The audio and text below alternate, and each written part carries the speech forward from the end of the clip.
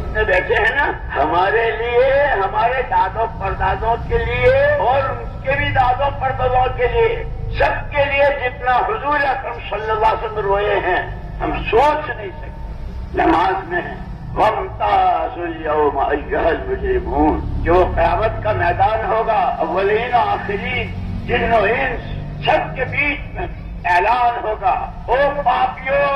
او گنہگاروں، نیکوکاروں سے ہٹ جاؤ، الگ ہو جاؤ۔ اس وقت بھی حضور اکرم صلی اللہ علیہ وسلم اپنی امت کو یاد کرتے، اس وقت جہاں سارے ہوں گے اور میری امت بھی ہوگی، میرے سامنے میری امت کے پاپیوں اور گنہگاروں کو اسی آیت پر روتے روتے ساری رات، بجلیوں کے ورم، اور کیسی دعائیں امت کے،